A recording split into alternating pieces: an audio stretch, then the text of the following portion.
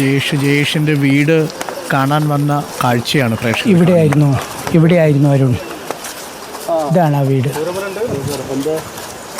ഞാനും എൻ്റെ ഭാര്യയും കൂടി കിടന്നിരുന്ന റൂമാണിത്. ഇപ്പം റൂമില്ല ഇവിടെ. ഈ റൂമിലാണ് ഞാനും എൻ്റെ ഭാര്യയും കൂടി കിടന്നിരുന്നത്. ഇവിടെയായിരുന്നു. സാറേ, എൻ്റെ മക്കൾ കിടന്നിരുന്ന റൂമാണത്. അതിൻ്റെ അപ്പുറത്ത് എൻ്റെ സുഖമില്ലാത്ത അച്ഛനും അമ്മയാണ്. അവർ കിടന്നിരുന്ന റൂമാണത്.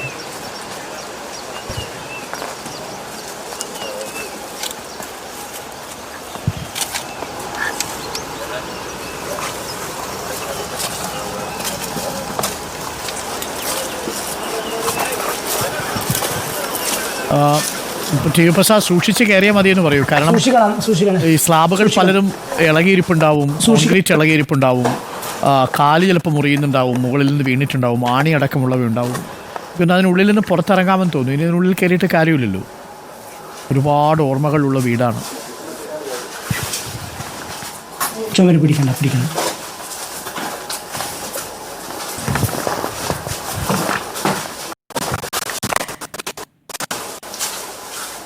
ഇത് ഒരു ജയേഷിൻ്റെ മാത്രം കാഴ്ചയല്ല. ഈ ദുരന്തമുഖത്ത് നിന്നും നമ്മൾ കാണുന്ന നിരവധി പേര് അവരുടെ വീടുകളിലേക്ക് എത്തി പ്രിയപ്പെട്ടവരുടെ ഫോട്ടോകളും പ്രിയപ്പെട്ടവരിയ്ക്കുന്ന സ്ഥലങ്ങളും ഒക്കെ കാട്ടിത്തരുന്ന കാഴ്ച എത്രത്തോളം ഈ ദുരന്തത്തിൻ്റെ വ്യാപ്തിയുണ്ട്, നമ്മളെ വേദനിപ്പിക്കുന്നതാണെന്നുള്ള അതുപോലെ സാധനങ്ങളൊക്കെയാണ്. അവർ രക്ഷപ്പെട്ടു പോകുമ്പോൾ ഇതെല്ലാം അവിടെ അവർ വീക്ഷിച്ചാണ് പോയിരിക്കുന്നത്.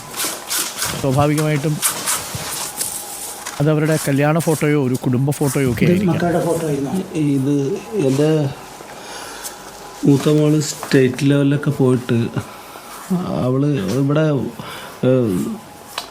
നാടകത്തിലൊക്കെ അവൾ വയനാട് ജില്ലേൻ്റെ ബെസ്റ്റ് ആക്ടറായിരുന്നു സാറേ.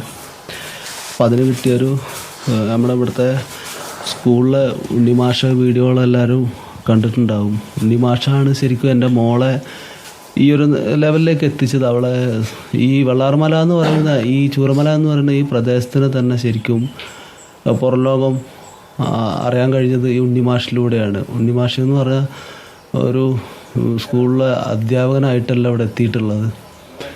കാരണം ഇവിടുത്തെ ജനങ്ങളോടൊക്കെ വലിയ സ്നേഹമാണ് ഉണ്ണിമാഷ് എന്ന് പറഞ്ഞാൽ ഞങ്ങൾക്ക് എല്ലാം ആയിരുന്നു. എൻ്റെ വീട്ടിലൊക്കെ ഈ ഉണ്ണിമാഷ് വന്ന കാലം മുതൽ എൻ്റെ വീടായിട്ട് നല്ല ബന്ധമാണ്.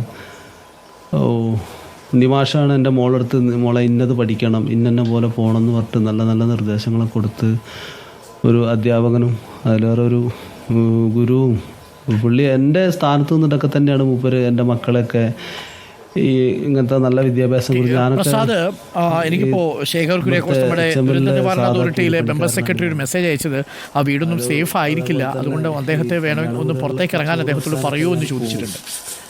ഈ ദുരന്ത നിവാരണ അതോറിറ്റിയിലെ അവർ മെസ്സേജ് അയക്കുന്നുണ്ട്, ഇവിടെ സേഫ് അല്ല, അകത്ത് കയറണ്ടെന്നുണ്ട്. നമുക്ക് പുറത്തേക്ക് നിൽക്കാം.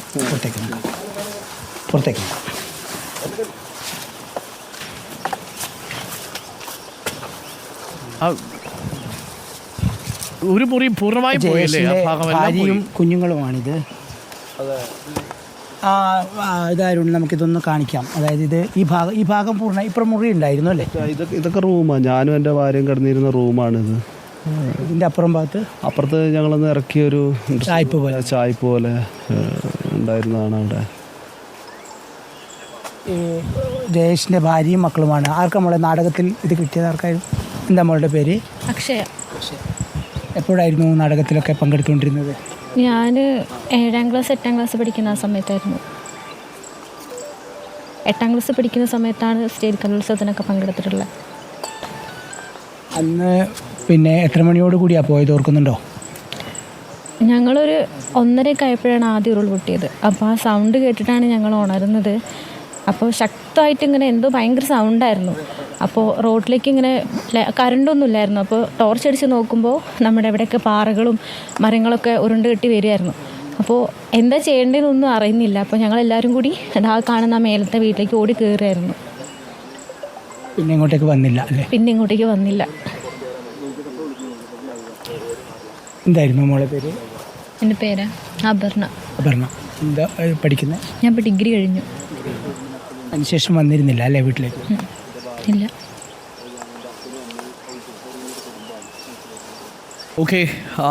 വരാൻ പറ്റാത്തതുകൊണ്ടായിരുന്നോ കാണാൻ? അല്ല, ഇവിടേക്ക് ഇങ്ങനെ ഒന്നും ആളെ ഒന്നും വിടുന്നില്ല എന്ന് പറഞ്ഞുകൊണ്ടാണ്. എന്നൊന്ന് കാണണം, പിന്നെ ഇനി ഒന്ന് കാണാൻ പറ്റില്ലല്ലോ ഈ ഏരിയ. ഏതാ വീട് എങ്ങനെയൊന്നും മനസ്സിലുള്ളത്. എൻ്റെ തറവാടാണ് ഇവിടെ. എൻ്റെ അഡ്രസ്സേ ഇല്ല. ഇവിടെ കുറച്ചെങ്കിലും തെളിവിന് കുറച്ച് ചുമരുകളെങ്കിലും ഉണ്ട്. ഇവിടെ തറവാട് എവിടെ? അതാ ഇതാണ് എൻ്റെ തറവാട്. ഞാൻ ജനിച്ച് വളർന്ന വീട് ഇതാണ്. അതിലുള്ളവരൊക്കെ നമ്മൾ രക്ഷപ്പെടുത്തി. രക്ഷപ്പെടുത്തി. ഞങ്ങളെല്ലാവരും രക്ഷപ്പെട്ടു. ഇതെൻ്റെ വീടിൻ്റെ മുറ്റത്തുള്ളൊരു തെങ്ങ് മാത്രം അവശേഷിക്കുന്നുണ്ട്. ഇതിൻ്റെ മുന്നിൽ വീടുകളുണ്ടായിരുന്നു? മുന്നിൽ വീടുകൾ ഇല്ല. അത് റോഡിൻ്റെ കുറച്ച് മേൽഭാഗമാണ്. ഞങ്ങൾ ഇത് വീടിൻ്റെ മുറ്റമാണ്. എൻ്റെ അമ്മേനെ ഇവിടെയാണ് ദയിപ്പിച്ചത്.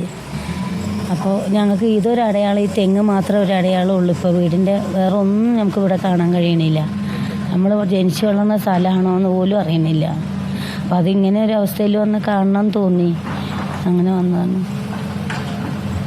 അരുൺ, നമുക്ക് അറിയാലോ അല്ലേ, കൂടുതൽ ചോദിക്കാൻ ഒന്നും തോന്നുന്നില്ല. വേണ്ട, നമുക്ക് അവരുടെ പ്രതികരണങ്ങളല്ല ആവശ്യം. ആ കാഴ്ചയിൽ വേറൊരു തരത്തിലേ അവരിത് മനസ്സിലാക്കുന്നത് ഒരർത്ഥത്തിൽ നല്ലതാണ്. കാരണം ഇതിങ്ങനെ മനസ്സിലിങ്ങനെ കിടക്കുമല്ലോ. ഇതാണ് അവസ്ഥ. ഇനി അവർ മനസ്സിലാക്കണം. ആ ഓർമ്മകൾക്കപ്പുറത്തേക്ക് ഇങ്ങനെ മോളുടെയൊക്കെ കലാപരിപാടികളുടെയൊക്കെ ചിത്രങ്ങളായിരിക്കും. ഒരുപാട് സന്തോഷങ്ങൾ വന്നൊരു വീടാണ്. ആ വീടിൻ്റെ അവസ്ഥയാണ് ഇപ്പോൾ പ്രേക്ഷകർ കണ്ടത്. ഇങ്ങനെ ഒരുപാട് മനുഷ്യർ, ഇതൊന്നല്ല കേട്ടോ, ഒരു ജയേഷ് മാത്രമാണ്. ഇങ്ങനെയുള്ള 100-400 ജയേഷുമാർ ആ ക്യാമ്പുകളിൽ കഴിയുന്നുണ്ട്. അവരൊക്കെ ഇതേപോലെ വരും, അവരുടെ വീട് ദൂരെ നിന്ന് നോക്കും, ആ കാഴ്ചകളൊക്കെ കാണും. അതുകൊണ്ടാണ് ഈ കാഴ്ചകൾ നമ്മൾ എന്തുകൊണ്ടാണ് പ്രേക്ഷകരിൽ എത്തിക്കുന്നതെന്ന് ചോദിച്ചാൽ, ഇവരെ നമുക്ക് ചേർത്ത് പിടിച്ചല്ലേ പറ്റൂ. അപ്പോൾ ഇവർക്ക് ഈ വീടൊക്കെ തകർന്നു പോയതിൻ്റെ ആഘാതം എത്രയുണ്ട് എന്നുള്ളത് നമ്മൾ എത്ര തവണ കാണിച്ചാലും നമുക്കത് നമ്മുടെ മനസ്സിൽ തട്ടില്ല. അപ്പോൾ അത് തട്ടണം. അങ്ങനെ തട്ടി മാത്രമേ നമുക്ക് എന്തെങ്കിലും അവർക്കൊക്കെ കൊടുക്കാൻ പറ്റൂ. അത് കൊടുക്കണം. ഇനി നമ്മളെല്ലാവരും ചേർന്നാണ് ജയേഷിനും കുടുംബത്തിനും ഒക്കെ കൂരയുണ്ടാക്കി കൊടുക്കേണ്ടത്. ആ നിൽപ്പ് എന്നുള്ളത് ഒരു നിസ്സഹായമായ അവസ്ഥയാണ്. മനുഷ്യർ ജീവിതത്തിൽ നിസ്സഹായമായി പോകുന്നൊരു സാഹചര്യമാണ്. സ്വന്തം വീട്ടിലേക്ക് വരുമ്പോൾ അരുൺ, നമ്മളെ ഇപ്പോൾ ഈ വീട്ടിലേക്ക് വരുമ്പോൾ, ഇപ്പോൾ നമ്മുടെ വീട്ടിലേക്ക് വരുമ്പോൾ നമുക്ക് ആ വീട് മനസ്സിലാവാത്തൊരു സ്ഥിതി നോക്കിയേ. ഇപ്പോൾ ഇവർ ഈ തെങ്ങ് കണ്ടിട്ടും ഇവരുടെ അടുത്തുള്ള മറ്റ് മരങ്ങൾ കണ്ടിട്ടുമാണ് ഏകദേശം ഇവിടെയായിരുന്നു തറവാട് എന്ന് പറയുന്നത്.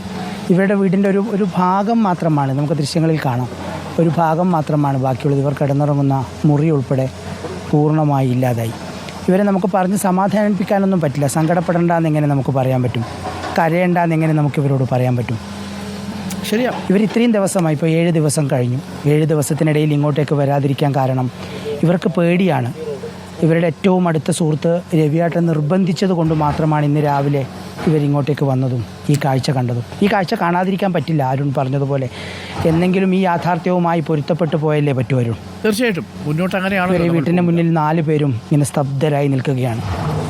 ഓക്കെ, TV പ്രസാദ്, ആ കാഴ്ചകൾ നമുക്ക് ഒരുപാട് കണ്ടിരിക്കാൻ കഴിയില്ല. ഒരുപാട് പ്രേക്ഷകർ പറയുന്നു രാവിലെ കണ്ണ് നനയിപ്പിക്കുന്ന കാഴ്ചയാണല്ലോ, നമ്മളെല്ലാവരും ചേർത്ത് പിടിക്കണം എന്നാണ് പറയുന്നത് പ്രേക്ഷകർ. തീർച്ചയായിട്ടും പ്രേക്ഷകർക്കും അത് താങ്ങാൻ കഴിയില്ല എന്നറിയാം.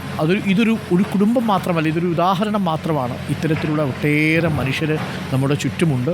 ദുരന്തഭൂമിയിൽ ജയേഷ് ആ വീട്ടിലേക്ക് തിരിച്ചെത്തിയ കാഴ്ചയാണ് പ്രേക്ഷകർ ഇപ്പോൾ കണ്ടത്.